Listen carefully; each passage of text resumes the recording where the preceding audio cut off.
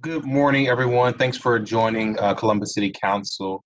This has been an incredibly difficult year for Columbus and for our country. Not only have we lost neighbors and family members to COVID-19, but we've lost community members to gun violence. Many feel we've lost trust in law enforcement as well. The murder of George Floyd, Breonna Taylor, and countless others sparked a match earlier this year. We saw uprisings, ongoing protests like the ones in which can only be compared to the 1960s civil rights movement. In response to calls to action, this council shifted all of its focus towards reform. On June 25th, we held a press conference. We announced that we would advance the largest package of police reform in decades. A little more than 4 weeks later, on July 27th, we passed all four of those measures.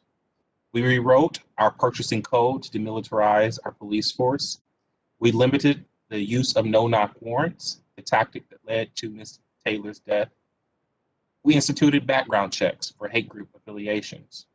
And we put issue 2 before voters to create an independent civilian review board and Office of the Inspector General. I'm extremely proud of what this team did in a matter of 4 weeks.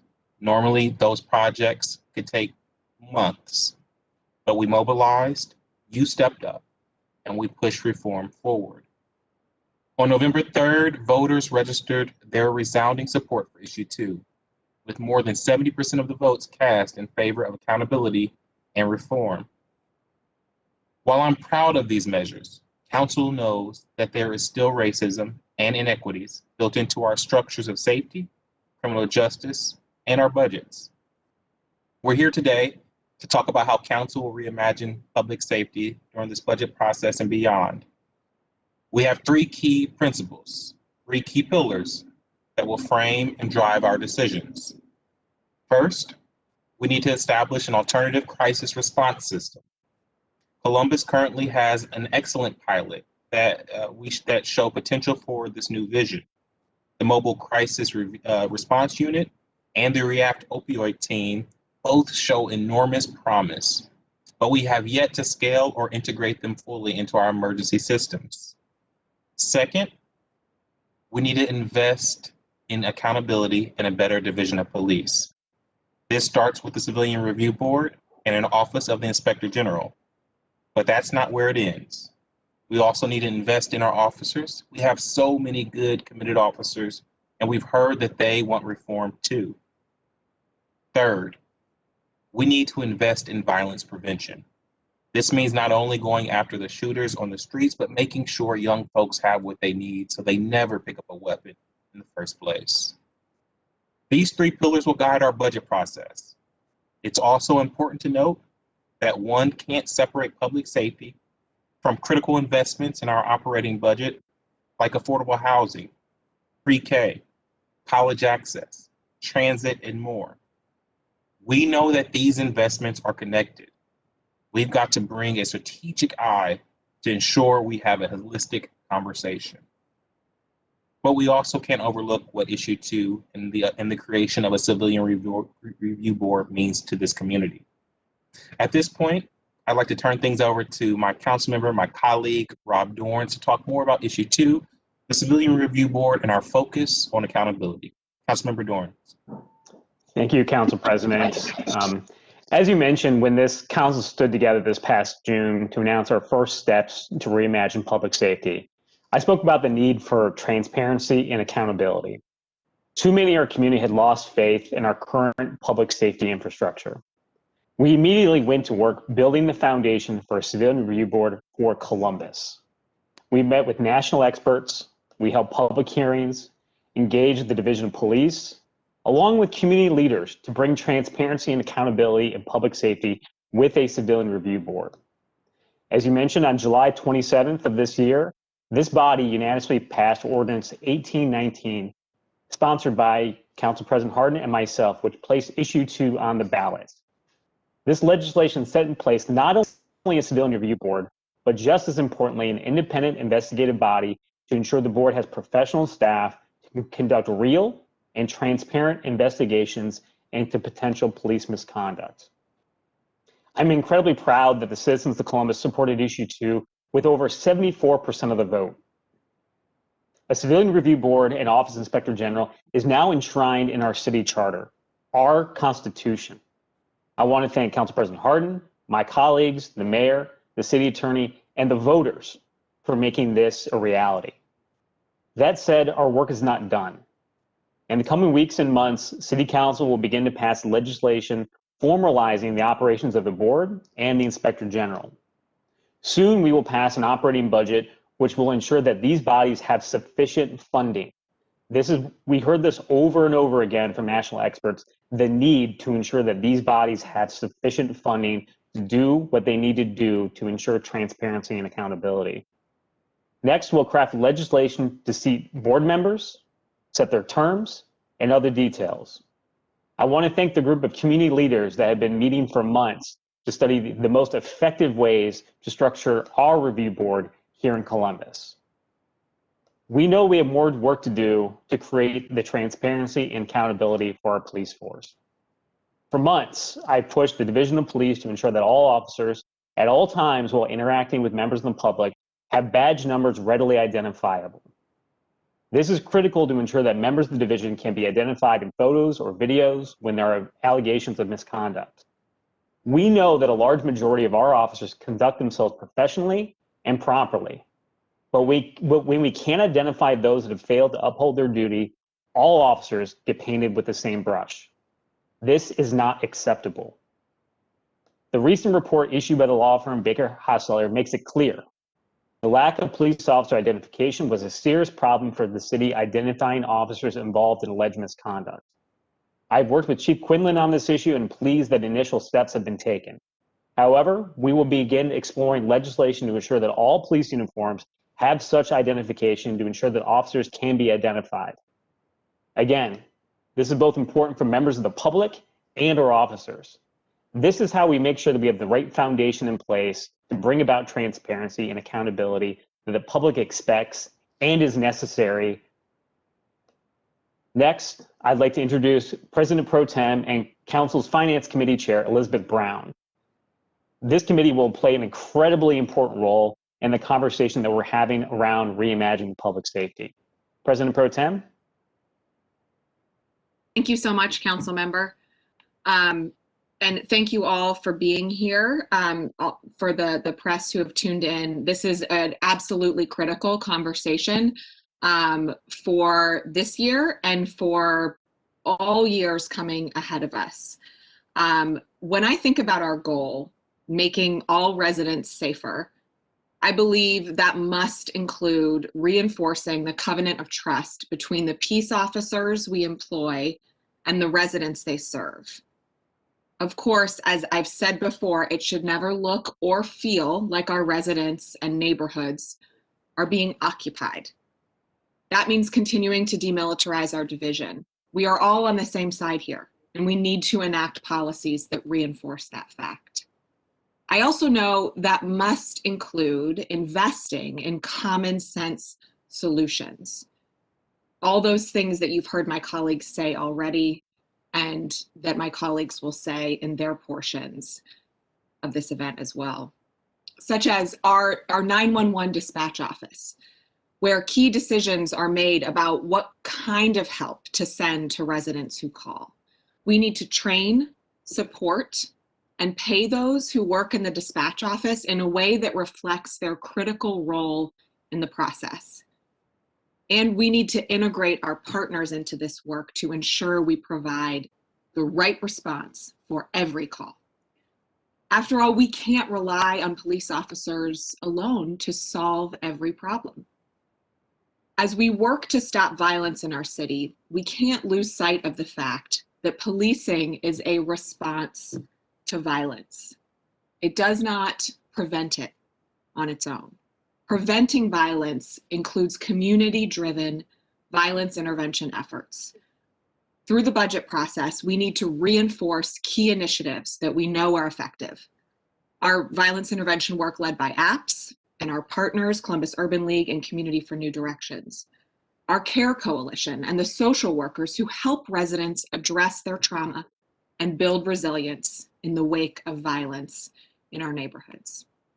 And we need to unite these efforts within an overarching strategy for violence prevention in Columbus that will work this year and that will outlast this budget. But these aren't enough on their own. We can't have a conversation about making every resident safe without addressing the economic insecurity impacting Columbus families. Council President said this, and I do believe that it's more relevant than ever this year to emphasize these kinds of solutions.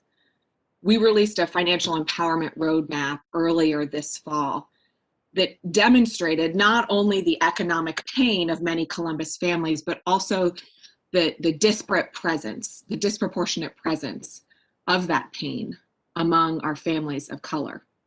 Nearly 40% of Black workers earn $15,000 or less annually, compared to 14% of white workers. 33% of Black and 31% of Hispanic households have zero net wealth, nearly double that of white households at 17%. In the wake of COVID-19, I'm proud to have worked with members of this council to take bold steps that support families and help residents cope with financial insecurity. Steps like our Right to Recover program, steps like the rental assistance championed by Councilmember Faber, steps like the CARES Act dollars that seeded these lifelines are going to be depleted soon, and we can't let off the gas on providing the sorely needed resources that help families meet their basic needs. At the same time, this is going to be a tough budget to work through, given the state of our economy and the uncertainty of our economy, quite frankly, as we continue to deal with the impacts of a worldwide pandemic.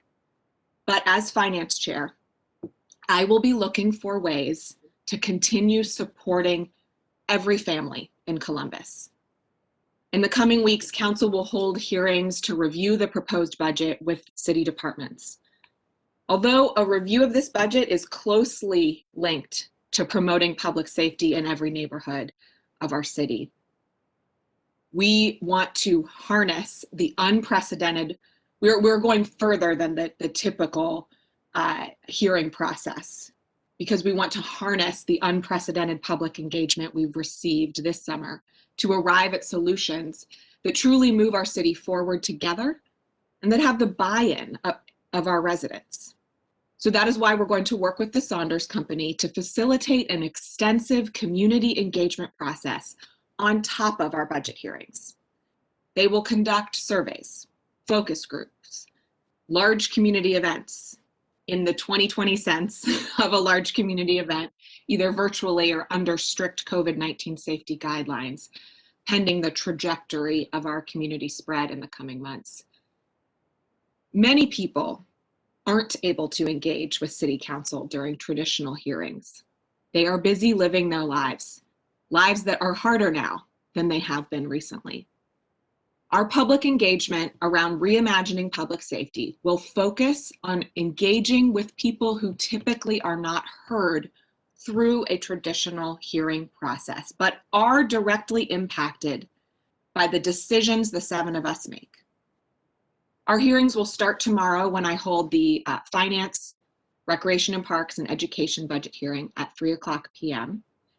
Other dates of note include the safety budget hearing hosted by Councilmember Mitch Brown on December 2nd, a reimagining safety hearing on the mayor's reform initiatives on December 9th, and we expect to announce additional hearings and legislation in the coming months. The bottom line is, across our city, spanning nearly every point of view, we are all in search of safe communities for ourselves, our families, and our neighbors. That is our North Star throughout this process.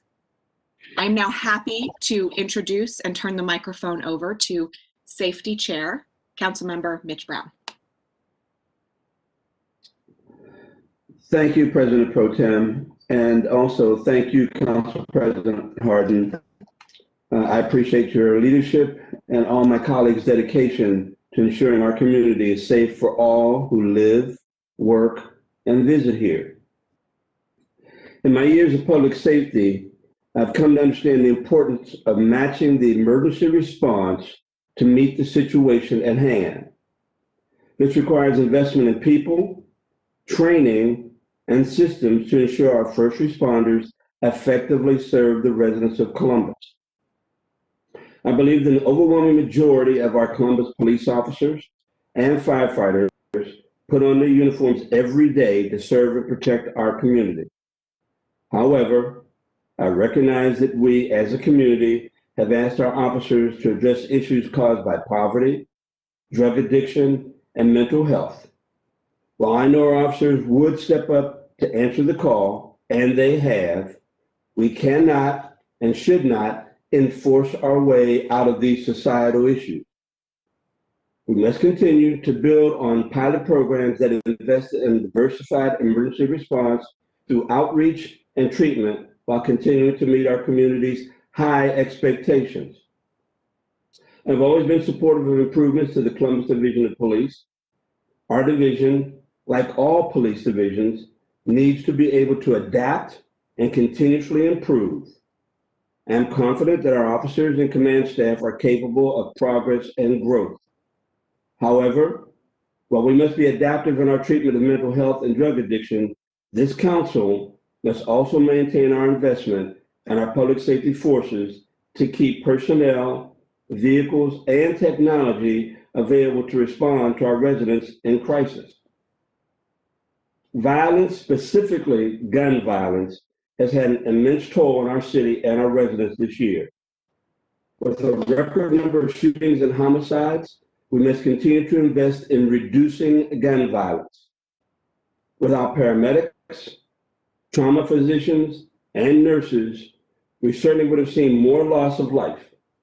It is vital that those who inflict this irreparable damage be held accountable. Our Division of Police is tasked with bringing these offenders to justice. They need the equipment, the training to do as effectively and as safely as possible so they also may go home to their families. Too many in our community are mourning without knowing the circumstances around their loved one's death. We must do a better job as a community to stand up to violence. With proper investment and accountability, I trust that our public safety forces will continue to adapt and improve how they keep our city and its residents safe. I'm committed to supporting them as we work to meet our community's expectations. I invite the community to participate in the public hearing to discuss the 2021 Public Safety Operating Budget on Wednesday, December 2nd at 5 o'clock, as President Pro Tem has already mentioned. And I'd now like to introduce Councilor Emmanuel Remy. Thank you so much, Councilmember Brown. I appreciate your insight and all my colleagues' work on this important issue today. Every resident of Columbus deserves to feel safe in their neighborhood. For some, and understandably so, this means establishing or reestablishing trust in officers responsible for policing our communities. This also means that we need to invest in a better division of police. These investments would include evaluating what calls actually require police response versus other collaborative relationships that can be built with our partners, dispatching specially trained officers and mental health professionals to manage crisis calls, de-escalation and crisis intervention training, which has a focus on being more empathetic and non-judgmental, mindfulness of nonverbal cues and gestures, remaining calm, rational, and professional. These are just a few of many examples in which our officers can appear less threatening and more approachable than they may be today. I also think it's important your police force be reflective of the community it serves. We are lucky to live in a city that is so rich in culture, diverse residents, and more inclusivity. Unfortunately, we also live in a city where our police force is lacking in diversity. As chair of the administration committee, which includes the Human Resources Department and the Civil Service Commission, it is important to me, as well as my colleagues, that the city of Columbus improve its recruitment efforts. I have charged the directors of both departments with assuring that our recruitment efforts extend to every Columbus community, including our new American and immigrant communities. We want to make sure that every resident has the opportunity to apply for employment opportunities within the police force, prepare for civil service testing, and that screening and testing barriers that may have historically hindered diversity are removed. Navigating the Civil Service Commission and the process in which it takes to get hired by the City of Columbus can be hard for some. Our civil service team has done a great job in providing the training to help all get through the process, but that's not good enough. There is more work to do, and I have challenged my team to find a way to modernize our Civil Service Commission to serve a progressive 21st century Columbus. Later this evening, during our regular City Council meeting, we will vote on ordinance number 2562, 2020, which will authorize the Civil Service Commission to contract with Winfred Arthur, Jr., PhD, for the execution of an independent audit of the Columbus Police Officer recruiting and testing process in accordance with recommendation number 13 of the Columbus Community Safety Advisory Committee. This will be an $80,000 investment to improve how we test and recruit our officers. We also understand the importance of having a mechanism in place for new recruits and seasoned officers to speak up when they witness inappropriate behavior displayed by their fellow colleagues.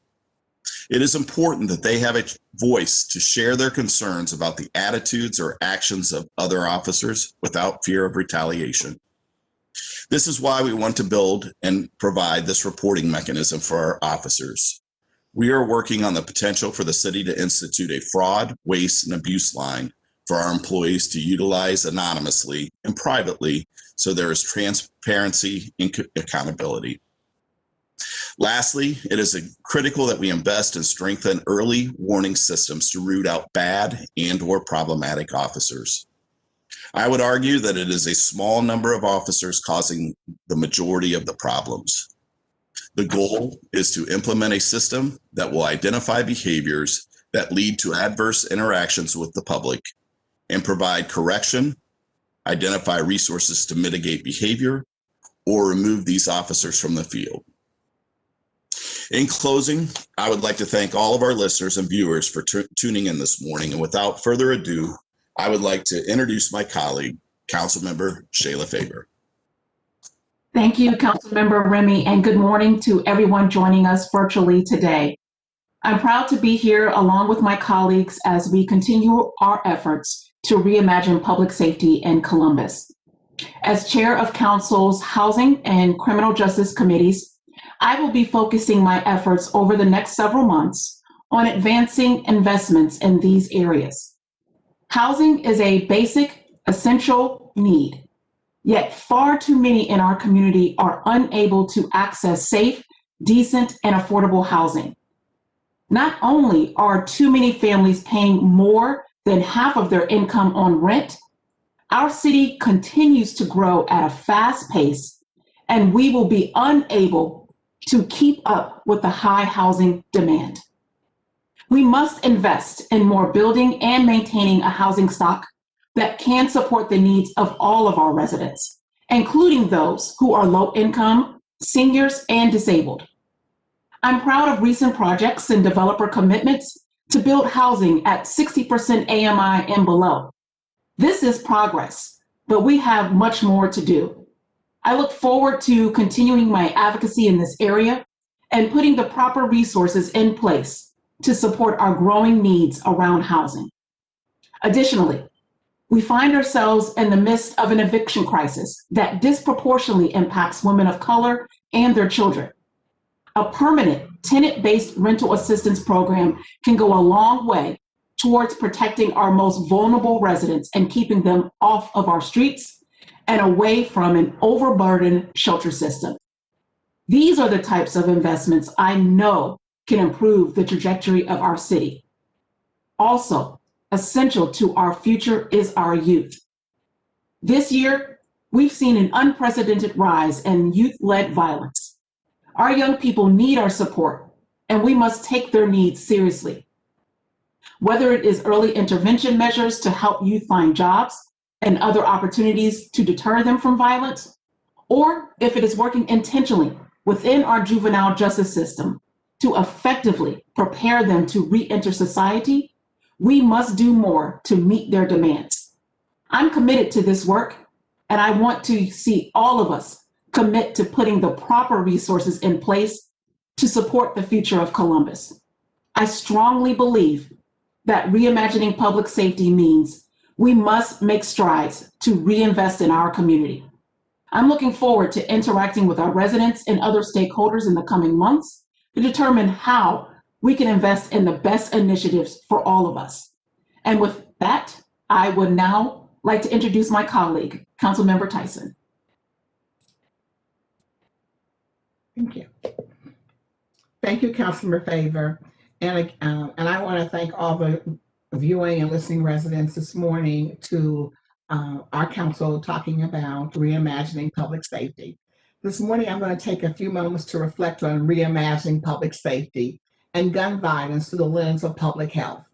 When we think about public health and the social determinants of health, we must recognize that African Americans are disproportionately affected by numerous inequities, which include housing, as Councilmember Faber stated, crime, incarceration, education, employment, poverty, food insecurity, healthcare, and public safety. On November 13th, we learned that more than 144 of our fellow residents have been murdered in this community, 75% of them being African Americans. And while any murder is unacceptable, we must now balance this injustice in the context of racial equity. What might appear to be a linkage between race and crime is in large part a function of concentrated urban poverty, which is far more common for African Americans than any other racial group. So as I begin to think about reimagining public safety, we really have to focus on equity is at the center of all the work that we do. As chair of Health and Human Services Committee, I recognize that as we move forward with reimagining public safety, from a public health perspective, we need to get behind programs that support violence prevention, which is the use of violence interrupters and youth engagement, like our APPS program and our many other nonprofit partners that have programs to reduce this inequity. As we're making sure that violence, these programs are things, as Councilmember Faber said, making sure that our young people have opportunities for employment, but also our young people have opportunities to, again, work with those amazing nonprofit partners. And some of those are sororities and fraternities that are working with our youth each and every day to give them positive outlets to move forward. Also, we have to support the use of alternative responses, such as we see with the CARE Coalition. We must also have authentic community engagement, which reaches out to normally excluded groups. We also have to work on jail reduction and reforms that will allow low-level offenders to reduce their sentences. And we must also recognize our fiscal constraints, especially in this time of COVID-19. How do we manage our reforms in a manner in which we're getting things done, but thinking about the environment in which we're in? And then we also have to recognize that policing is only one element, again, of reimagining policing. But in that area, we have to focus on the use of force, training, recruitment, accountability, and community policing. In conclusion, for me, when we reimagine public safety and gun violence through the lens of public health, we need to remember that feeling safe and protected goes beyond policing. To feel safe, there must be efforts to address racial disparities and poverty. We must help each other to recognize our humanity and the value that each of us brings to one another as human beings. Thank you, and with that, I will turn it over to President Harden. Thank you, Councilmember Tyson, and thank you to all of my colleagues. You've heard my colleagues talk about the importance of investing in violence prevention and a better division of police. These are critical elements to reimagining safety in our city. The third pillar of this initiative, and my top priority, is to establish a new specialized crisis response system. It is worth stepping back to reflect on what we ask of police. For decades, we've asked law enforcement to handle mental health, substance abuse, homelessness, poverty, violent crime, property damage, car accidents, and more. That's a lot for any profession to handle. Police officers have an incredibly difficult job.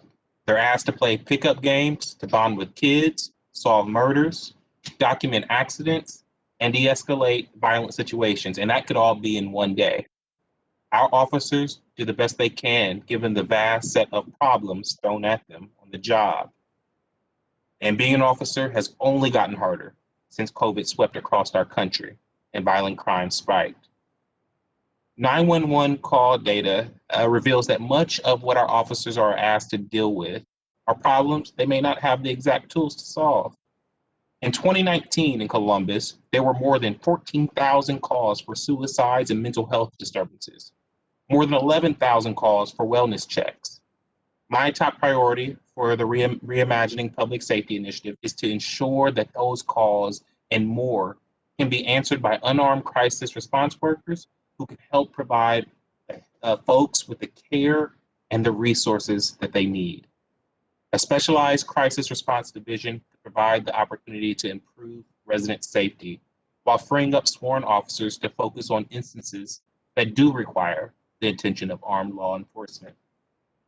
This will mean hiring mental health specialists, homeless outreach workers, social workers, and other crisis response. Establishing a specialized crisis response system also means changing the way local government receives, dispatches, and addresses nonviolent calls. A friend of mine recently tried to call a wellness check on another friend. She even knew about the mobile crisis response unit, so she called the non-emergency number. None of the options presented spoke to her friend's needs.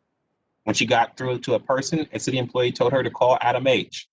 So she called Adam H, and they suggested that she call 911. She called 911, and they told her to call the non-emergency number. That's unacceptable for our system. We need an integrated response model where folks have clear options to deal with mental health, substance abuse, and other crises. We can learn a lot from other cities that are on this front. Through the National League of Cities Council Presidents Group, I spent an hour on the phone with folks who run Eugene, Oregon's program, Crisis Assistance Helping Out of the Streets, or better known as CAHOOTS. The program mobilizes two-person teams consisting of a medic and a crisis worker who have substantial training and experience in the mental health field. The teams deal with a wide range of mental health-related issues, including conflict resolution, welfare checks, substance abuse, suicide threats, and more, relying on trauma-informed de-escalation and harm reduction techniques. The program cost about $2.1 million annually in 2017, and the CAHOOTS team answered 17% of Eugene Police Department's overall call volume, saving Eugene an estimated $8.5 million in public safety spending annually. We see other cities around the country adopting similar models: Albuquerque, Denver, Houston, and more. We have a model for this in Columbus, where we pair mental health workers with officers, but it's not even close to handling the call volume for these cases. I want to acknowledge and thank Mayor Ginther for putting additional dollars into Columbus Mobile Crisis Response Unit. This is an important step in the right direction. Additionally, this year's capital budget contained more than $3 million for a new Adam H. Center that will provide many of the services that our residents need.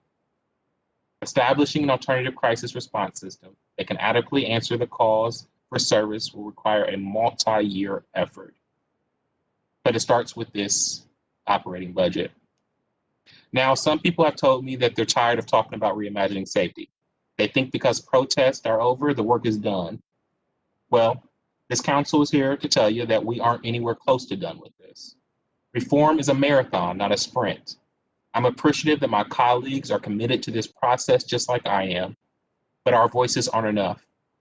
We need to hear from the community to ensure that we're able to follow through on these principles in a way that works for Columbus. Our next steps to reimagine public safety our first passing ordinance 2562, 2020 for, tonight to audit our civil service and recruiting process for public safety. Second would be holding the 2 public engagement hearings. The first on December 2nd, chaired by Chair Mitch Brown. And the second hearing is a special focus on items in the mayor's proposed budget that advance reform.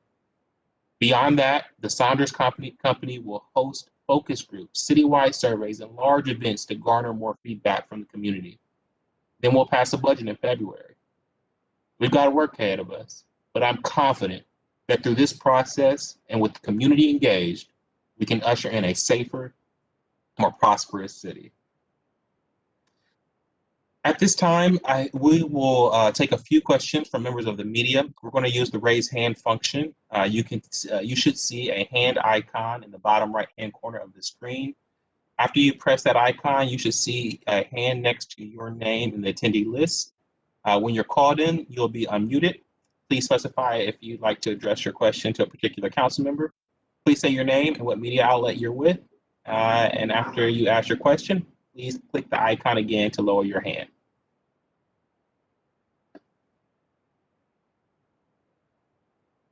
I see a question from Lacey Chris. Good morning. I was wondering if you could explain the proposal to move the 911 service out from underneath CPD and move it into public safety. Why do that? What are the benefits? And why this move right now?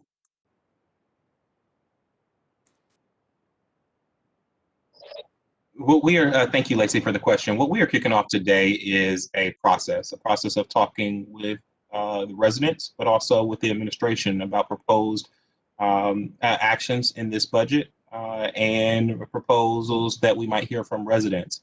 And so we look forward to having those engagements over the next several months and seeing what makes sense and how we move forward. I think that's just one step in one proposal in really reimagining what public safety looks like in Columbus and making sure that our responders, that our responder system works in an appropriate way.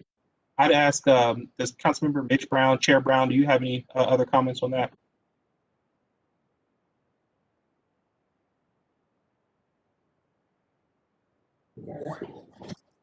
Thank you, Council President. Again, the issue with regard to the dispatchers, again, the training and education that's required and is going to be increased. The ability to differentiate the type of responses that are going to be going out is going to be significant. And taking the individuals and putting them under public safety is just a way of making certain that the individuals who are able to receive the training and have the adequate staffing that is necessary for our 911 call center to improve. That's the first link. When citizens need help, they dial 911. We want to make certain that the response is appropriate to the request. And that's part of the rationale for making the move. Thank you, Councilmember. Thank you, Lacey. I see Bethany Bruner. Good morning, Council. I appreciate you guys taking some questions. I wanted to touch on the community engagement aspect of this. How are you going to make sure that all communities in Columbus are heard and that this isn't going to be a survey that is sent out and we get the responses from people that are more civically engaged in some of our more educated, more affluent communities, and we're hearing from people, in Roseland and South Linden, on Parsons Avenue, and making sure that those people that are most directly impacted, particularly by the violence this year, are being heard in this conversation as well. Thank you, Bethany. I'm going to kick that one over to President Pro Tem. Thank you. So we're going to work with folks who do this more professionally, the Saunders Company, to help make sure that the design of the engagement actually reflects reaching people. And look, I will be honest that it's harder during COVID, right? A lot of the tactics that we've used to try to bolster authentic community engagement will be harder to do, which is why, depending on our numbers, we can't rely just on virtual engagement. If there are safe ways to do live engagement and our numbers, virus infection numbers reflect the ability to do so, we will.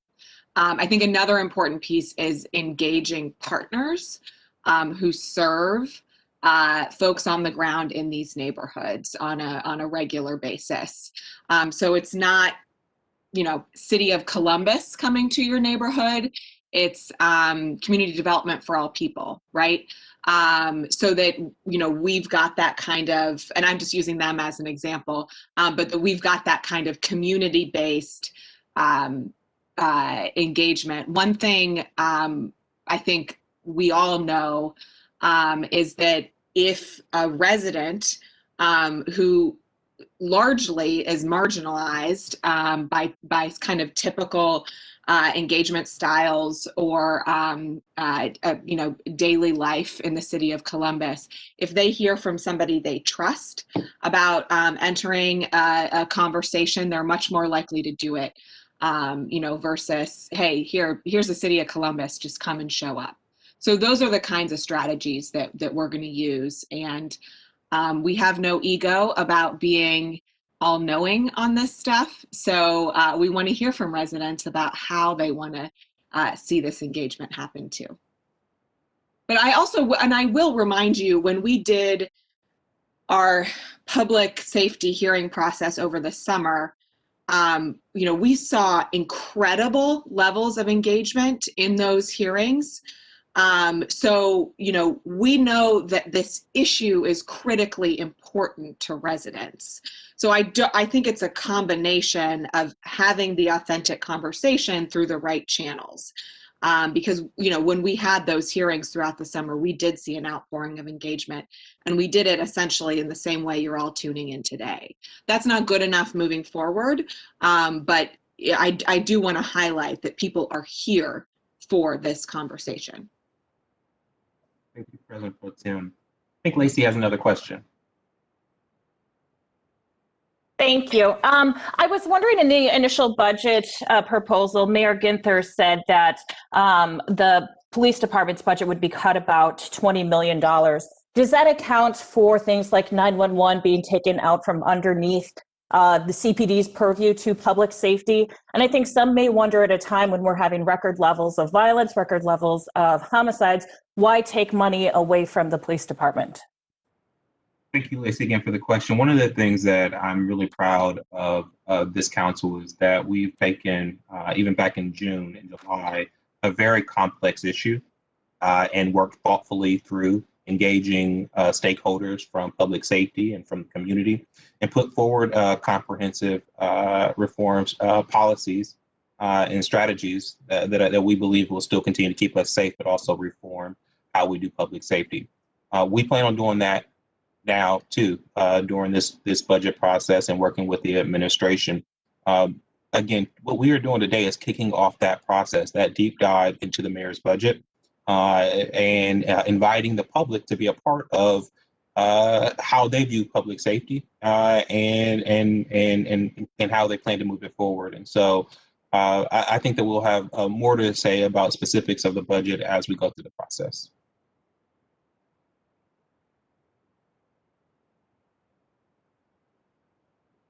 Are there any other questions? Lacey, do you have a follow-up?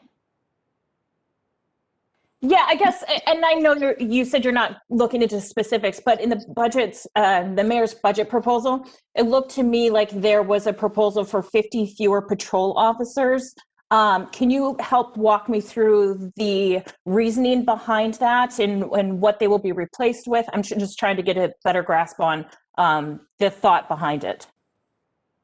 Again, you're talking to the legislative branch. We received the mayor's budget. We're excited about it. We think that it points into a direction of reimagining public safety, but we will have to run that process. We will have to engage with the community, with public safety, with the administration, and come up with and confirm a budget that makes sense for Columbus. We would invite folks to come to the hearings as we walk through. I think Councilmember Mitch Brown's hearing is December 2nd. that will go deeper into this process. Councilmember, do you have any, Mitch, Chair Brown, do you have any other comments?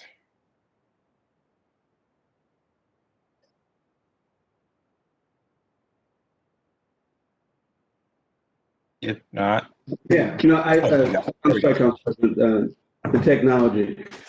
I think part of the issue is that in this upcoming budget is 2 classes for our Division of Police. I think classes of 40 or 45, I'm not exactly certain what the number is. I know that addresses the issue to some degree of attrition, but they also are evaluating how they're going to utilize the staffing. So there's a lot of elements associated with it, and we'll hear from them when they present the budget. Thank you, Chair Brown. Again, this is the beginning of a process from the council side. We look forward to engaging with and hearing from all of our residents. We are excited about partnering with the Saunders Company so that we can make sure that our outreach is far and wide, that we hear from folks who don't traditionally engage through processes like these. And so we invite you to be a part of Reimagining Public Safety in Columbus. Again, I'm very appreciative to all of my colleagues who are taking the mantle and are continued to be committed to moving this process forward. Thank you so much and have a great afternoon.